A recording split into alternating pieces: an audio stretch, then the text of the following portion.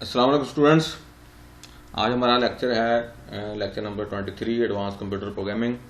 और आजकल हम कर रहे हैं, पिछले लेक्चर में जैसे हमने डिस्कस किया था, हमारा टॉपिक है आरएमआई। नो डाउट आरएमआई एक बहुत इम्पोर्टेंट टॉपिक है और आरएमआई और जावा की एक बहुत बड़ी स्ट्रेंथ है एंटरप्राइज जावा बीन्स। आरएमआई उस एंटरप्राइज जावा बीन्स को अंडरस्टैंड करने के लिए जो बेस कैंप आपने लगाना है, that is RMI. If someone knows about RMI then distributed computing की जो रेसिपी है, आरएमआई उसका एक बेसिक कंपोनेंट है। तो जब तक आरएमआई को हम अंडरस्टैंड नहीं करते तब तक हमें डिस्ट्रीब्यूटेड कंप्यूटिंग के कॉन्सेप्ट का आइडिया नहीं होता। आरएमआई हमें वो प्लेटफॉर्म देता है, आरएमआई हमें वो बेसिक अंडरस्टैंडिंग प्रोवाइड करता है। आरएमआई का जो कॉन्सेप्ट है, जो जावा ने हमसे इम्प्लीमेंट करवा दिया है, या जावा ने खुद से उसकी एपीआई बना के इम्प्लीमेंट करने में हमें हेल्प आउट किया है बहुत ज़्यादा। तो that is RMI, remote method invocation. तो लास्ट लेक्चर में इसके जो बेसिक नट बोल्ट्स थे वो मैंने डिस्कस किए थे कि किस तरह से यहाँ पे भी आपका क्लाइंट होगा, आपका सर्वर होगा, मतलब एक प्रोग्राम होगा जो क्लाइंट वाला, जिसका कैरेक्टरिस्टिक्स होंगे, और दूसरे प्रोग्राम के जो कैरेक्टरिस्टिक्स होंगे वो लाइक सर्वर प्रोग्राम्स होंगे। लेकिन यहाँ पे भी टीसीपी/आईपी ओरिएंटेड कनेक्शन एस्टैब्लिश होगा और आपका डाटा ट्रांसफ़र होगा। लेकिन टीसीपी/आईपी के ऊपर आरएमआई का अपना एक प्रोटोकॉल है, RMI-P, remote method invocation protocol. उसके थ्रू आपका डाटा आपका जो डाटा है वो ट्रांसफ़र होता है। तो आरएमआई-पी जो प्रोटोकॉल है ये कुछ ऐसे ही है जैसे आपका यूडीपी है, यूनिवर्सल डाटाग्राम प्रोटोकॉल, क्योंकि यहाँ पे हमारा ऑब्जेक्ट ट्रांसफ़र होता है। हमारा नो डाउट डेडिकेटेड कनेक्शन होता है लेकिन ऑब्जेक्ट ट्रांसफ़र होता है। नो डाउट बाइट स्ट्रीम होती है लेकिन ऑब्जेक्ट हमारा पहले सीरियलाइज होता है, उसके बाद डीसीरियलाइज होता है। लेकिन जब तक डीसीरियलाइज नहीं होता तब तक जब तक उसकी एक्नॉलेजमेंट नहीं आती तब तक उसका कनेक्शन जो सेंडर प्रोसेस है, जो सेंडर एप्लीकेशन है, वहाँ से उसका कनेक्शन ख़त्म नहीं होता। तो ये इस तरह की कुछ हमने बातें की थी। तो आज हम कोशिश करते हैं कि प्रोग्राम इसका बना के देखें। तो स्टूडेंट उसके लिए मैंने प्रोग्राम बनाया खुद से, क्योंकि थोड़ा सा जो टीटीएस है, थोड़ा सा सेंसिटिव प्रोग्राम्स होते हैं, वहाँ पे छोटी सी एक जो मिस्टेक है वो आपका पूरे प्रोग्राम की जो एग्जीक्यूशन है उसको डिस्टर्ब कर देती है। तो हमारा प्रोग्राम एग्जीक्यूट अगर नहीं होगा तो फिर स्टूडेंट्स आपके लिए वो उस तरह से बेनिफिशियरी नहीं होगा, या आपको उस तरह से कॉन्फिडेंस देने में हम नाकाम हो जाएंगे कि प्रोग्राम चला नहीं है। तो नो डाउट प्रोग्राम मैंने खुद लिखा है, लेकिन इसका देखें ज़रा कि मैंने किया क्या है, कि इस प्रोग्राम का करना क्या है कि जब आपको प्रोग्राम लिखना है तो आपने, जैसे हमारा पहले ये जे वर्क डायरेक्टरी के अंदर स्टूडेंट्स में पहले प्रोग्राम बनाता था। तो अभी इसके अंदर जाके सबसे पहले तो आपने एक फ़ोल्डर बनाना है। फ़ोल्डर का नाम रखें आरएमआई, मतलब ये आरएमआई कोई कीवर्ड नहीं है, जनरल का हमारा, क्योंकि हमारा काम आरएमआई से मतलब है तो मैंने फ़ोल्डर का नाम रखा आरएमआई। उसके अंदर जाकर दो फोल्डर बना लें, एक क्लाइंट का बना लें, दूसरा सर्वर का बना लें, कि ताकि हमें ये थोड़ा आसानी हो कि ये हमारा सर्वर फोल्डर है, सर्वर नाम का फोल्डर है, जिसके अंदर मेरी वो सारी क्लासेस होंगी, वो सारे इंटरफेसेस होंगे, वो उस तरह का डाटा होगा जो सर्वर से मुतल्लक है। दूसरा क्लाइंट प्रोग्राम बना लें। तो लाइक स्टूडेंट्स, पहले अगर हम सर्वर बनाते हैं तो ये मैंने सबसे पहले हम एक इंटरफेस लिखेंगे। तो इंटरफेस हमारा आरएमआई पैकेज के अंदर ये इंटरफेस है, इंटरफेस का नाम है रिमोट। तो स्टूडेंट ये ऐसा इंटरफेस है जिसका कोई मेथड नहीं है। हमने ब्लैंक इंटरफेस बेसिकली अपने इंटरफेस पे, मेरे इंटरफेस का नाम है माई रिमोट इंटरफेस, उस पर मैंने एक्सटेंड किया है रिमोट इंटरफेस। इंटरफेस आपस में एक्सटेंड होते हैं, ये बात आप रिकॉल कर लें। तो स्टूडेंट्स ये मैंने इंटरफेस डिक्लेयर किया है। इंटरफेस को आपने पब्लिकली डिक्लेयर करना है। उस इंटरफेस के अंदर दो मैंने मेथड लिख लिए हैं, दो मेथड के सिग्नेचर लिख लिए हैं। आप यूँ कह लें दो मेथड मैंने एब्स्ट्रैक्ट मेथड, सारे एब्स्ट्रैक्ट ही होते हैं, और दोनों जो मेथड लिखे हैं दोनों पे मैंने रिमोट एक्सेप्शन थ्रो की है। ये कंपलसरी है, इंटरफेस का पब्लिक होना कंपलसरी है। जो दो मेथड मैंने लिखे हैं इंटरफेस के अंदर, नो डाउट इंटरफेस में बाय डिफॉल्ट मेथड पब्लिक होते हैं, तो मैंने फिर भी साथ पब्लिक लिखा हुआ है। ये सिर्फ आपको इन्फोर्स करने के लिए कि method, constructor, class, interface, each and everything will be public, should be public. आप इसको कहीं मिस ना कर दें, क्योंकि जब ये पब्लिक नहीं होगा, कोई एक चीज़ आपकी पब्लिक नहीं है, सारा प्रोग्राम आपका ठीक है, जो उस मेथड को आप कॉल कर रहे हैं, ऑब्जेक्ट आपका पब्लिक है, वो मेथड पब्लिक नहीं है तो मेथड आपका एक्सपोज नहीं होगा दूसरे प्रोसेस में जाके, क्योंकि हमें पता है कि पब्लिक डाटा की एक्सेस इन्वायरमेंट टू इन्वायरमेंट है। जब इन्वायरमेंट टू इन्वायरमेंट है तो बेसिकली प्रोसेस टू प्रोसेस है। एक प्रोसेस में एक प्रोग्राम है, प्रोग्राम दूसरे प्रोसेस में, बेसिकली वो दोनों process different Java virtual machine में एग्जीक्यूट हो रहे होते हैं या डिफरेंट जावा वर्चुअल मशीन में एग्जीक्यूट हो रहे होते हैं। तो ये ऐसे ही कंसीडर हो रहा था जैसे ये दोनों प्रोग्राम डिफरेंट इन्वायरमेंट में चल रहे हैं। तो स्टूडेंट सबसे पहला काम आपने ये करना है कि आपने अपना एक इंटरफेस बनाना है। इंटरफेस का आपने का जो मर्जी नाम रखें, उस पर रिमोट नाम का जो इंटरफेस है जो java.rmi के अंदर है उसको आपने एक्सटेंड कर लेना है। तो ये दो मेथड मैंने यहाँ पे लिख लिए हैं। एक आप अपनी मर्जी से बेशक आप ये डबल मेथड हटा दें, सिर्फ शो मेथड लिख लें। आपने सिर्फ ये देखना है कि कैसे हम ये काम करते हैं। तो ये डबल भी लिखा हुआ है जिसमें दो पैरामीटर पास हो रहे हैं। तो ये भी यहाँ पे भी ये भी आपको पता चल जाएगा कि अगर पैरामीटर पास हो हैं, ऐसा मेथड आपने कॉल करना है किसी दूसरे ऑब्जेक्ट का किसी दूसरे प्रोसेस के अंदर जाके जिसमें कोई पैरामीटर पास हुए हैं, तो वो जब कॉल होता है तो वो कैसे कॉल होना है। और जब पैरामीटर के थ्रू डाटा जाता है एक प्रोसेस के ऑब्जेक्ट से दूसरे प्रोसेस के ऑब्जेक्ट में थ्रू पैरामीटर जब डाटा जाता है तो उस डाटे को हम बोलते हैं मार्शलिंग। और एक जगह से डाटा गया दूसरी जगह जाके वो डाटा रिसीव हुआ तो उसको बोलते हैं अनमार्शलिंग। मार्शलिंग क्या है? डाटे का डाटा सेंड करना थ्रू पैरामीटर्स, ये उसको हम मार्शलिंग बोलते हैं, डाटा मार्शलिंग। तो स्टूडेंट ये मैंने इंटरफेस बनाया, इंटरफेस के अंदर मैंने दो मेथड्स मैंने यहाँ पे डिक्लेयर कर लिए। ओके, अच्छा इसके बाद ये मेरा इंटरफेस है। मेरे इंटरफेस के बाद मैंने अपनी माई RMI सर्वर मैंने लिखा अपना। तो स्टूडेंट ये देखिए माई RMI सर्वर जब मैं लिखा तो अल्टीमेटली अच्छा इस पे मैं एक क्लास है इसको कंपलसरी एक्सटेंड करना, उस क्लास का नाम है यूनिकास्ट रिमोट ऑब्जेक्ट। ये java.rmi.server के अंदर जो क्लास पड़ी है यूनिकास्ट रिमोट ऑब्जेक्ट। मैंने अपनी क्लास पे यूनिकास्ट रिमोट ऑब्जेक्ट क्लास को एक्सटेंड किया है और माई रिमोट इंटरफेस को इम्प्लीमेंट किया है जो मेरा पिछला इंटरफेस था।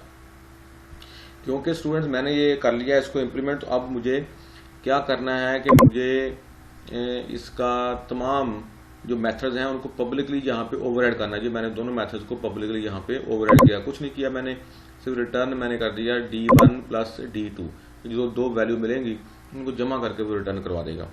ये शो मेथड मैंने कॉल किया है और इसके अंदर मैंने लिख दिया कि I am server side method. ये मेथड मैं यहाँ पे मैं दिखाऊंगा आपको कि इस मेथड को मैं क्लाइंट साइड पे जाके कॉल करूंगा।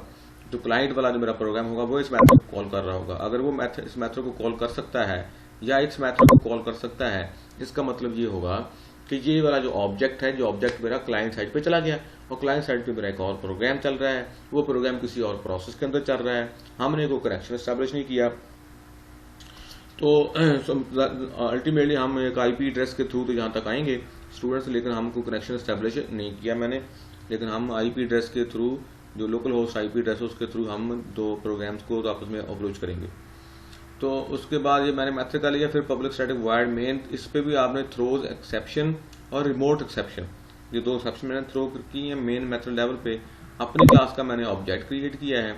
अपनी क्लास के ऑब्जेक्ट क्रिएट करने के बाद मैंने नेमिंग क्लास है एक जो java.rmi में है, naming.rebind, ये इसका मेथड मैंने कॉल किया स्टैटिक मेथड। इसमें पहला पैरामीटर कोई स्ट्रिंग मैंने दी है ऐड सर्वर और दूसरा पैरामीटर मैंने ऑब्जेक्ट दे दिया है।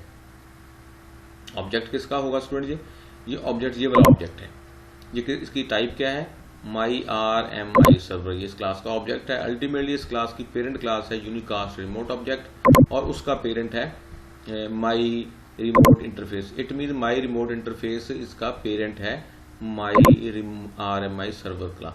अच्छा ये स्टूडेंट मैंने ये ऑब्जेक्ट जब बना इसको मैंने रीबाइंड जब किया, तो बेसिकली रीबाइंड जब किया तो जो रजिस्ट्री के अंदर मैंने इसको स्टोर कर दिया, रजिस्ट्री के अंदर स्टोर हुआ तो उसका नाम मैं रखा add server. Okay, add server, उसका कोई नाम रख सकते हैं आप, A रख सकते हैं, B रख सकते हैं। ये रखने के बाद मैंने सर्वर साइड पे ये मैसेज प्रिंट करवा दिया कि data added in server registry. तो स्टूडेंट जब ये रजिस्ट्री ओपन होगी उसके अंदर ये सक्सेसफुली बाइंड होगा ये ऑब्जेक्ट, देन ही मैसेज प्रिंट होगा, अदरवाइज मैसेज प्रिंट नहीं होगा। तो जब ये मैसेज आपका प्रिंट हो जाएगा जब आप सर्वर चलाएंगे तो इसका मतलब ये होगा कि आपका जो सर्वर साइड का जो ऑब्जेक्ट है वो क्रिएट हुआ, क्रिएट होकर सर्वर साइड पे जो रजिस्ट्री है ओपन की हुई है उस रजिस्ट्री के अंदर वो चला गया। अब स्टूडेंट्स को करना कैसे, हमने सबसे पहले हम पहले सर्वर साइड वाला काम कंप्लीट करते हैं। करना ये है कि सबसे पहले इसको करना कंपाइल। तो जैसे मैं अभी कंपाइल ओपन करता हूँ ये, इसके बाद मैं अपने उस डायरेक्टरी में चला जाता हूँ, cd jwork के अंदर है हमारी डायरेक्टरी RMI के अंदर हमारी डायरेक्टरी है सर्वर। तो स्टूडेंट यहाँ पे हम चले गए हैं, यहाँ पे जाके मैं अब सबसे पहले इसको कंपाइल करता हूँ।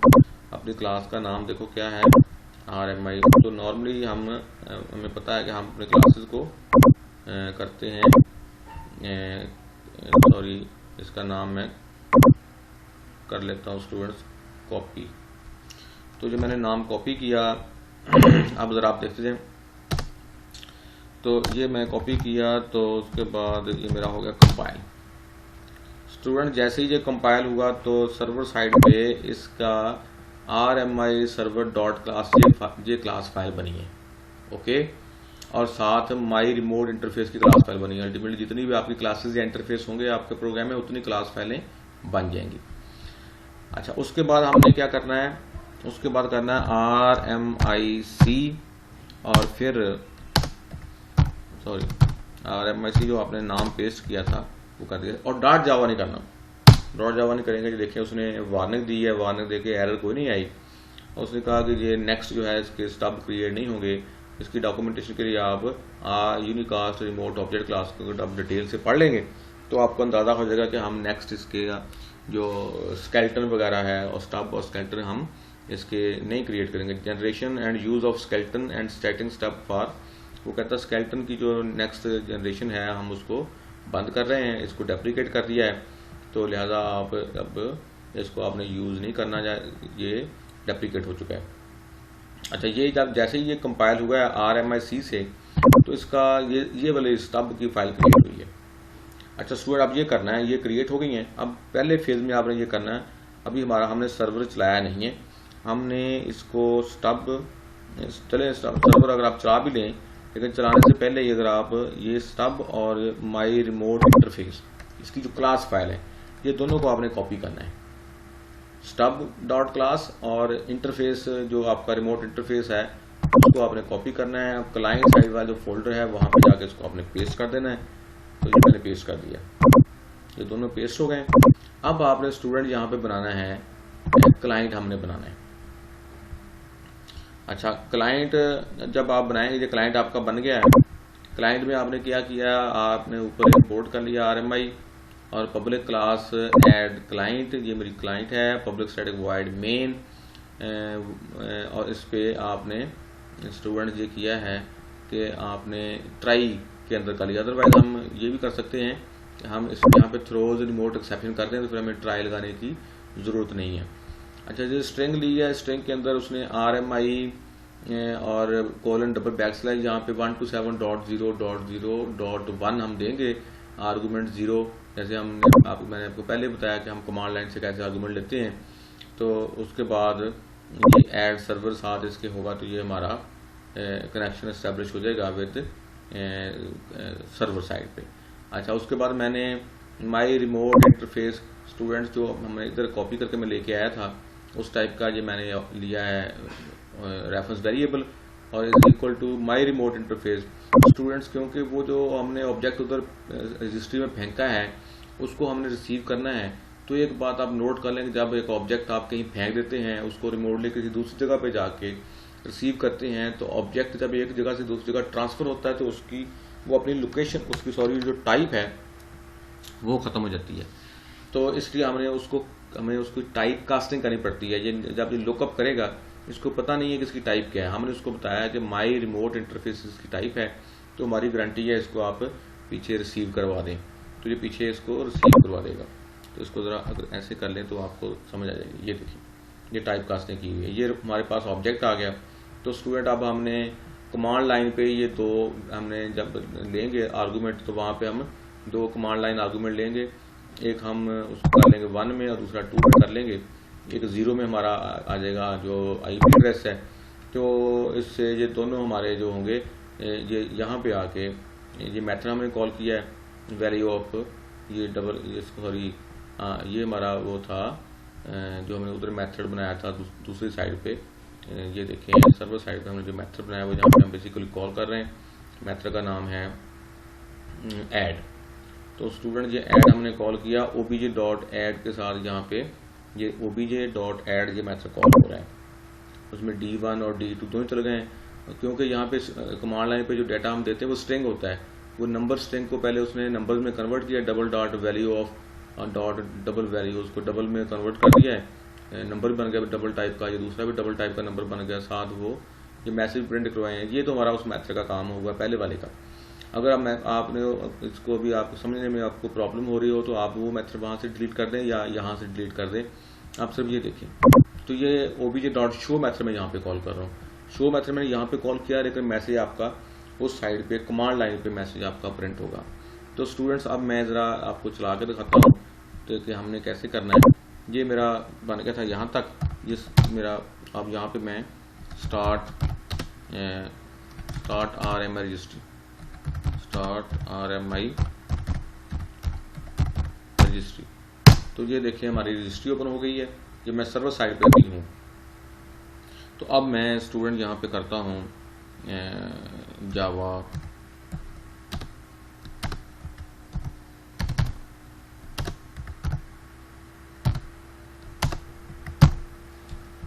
हमारा क्या नाम था उसका, RMI सर्वर।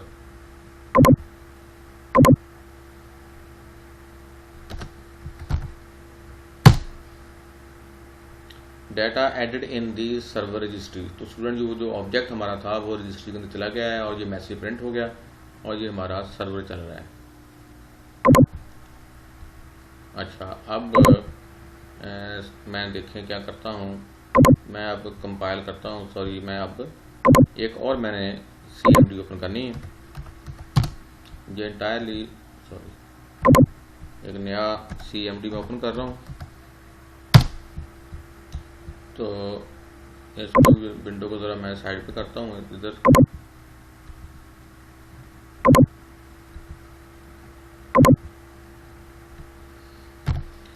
तो इसको भी देखिए स्टूडेंट, CD वर्क में हम गए, वहाँ से हम CD RMI में मैं गया और इसके बाद CD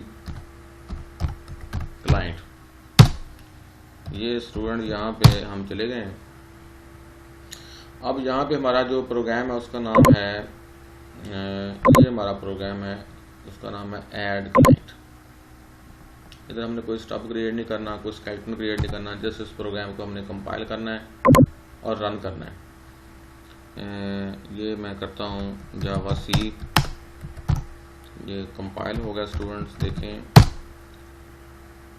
तो अब थोड़ा सा ट्रिकी है क्योंकि हमने जो मेथड उसके अंदर हमने कॉल किया हुआ है, तो ये URL हमें दिया हुआ फाइल कनेक्शन, वहाँ पे हमने देना है उसका IP एड्रेस। तो ये मैं दे रहा हूँ जावा, ये लिख रहा हूँ ऐसे वन टाइम आर्गूमेंट जैसे देते हैं हम, तो वो मैं यहाँ पे वन टाइम आर्गूमेंट दूंगा। तो ये देखें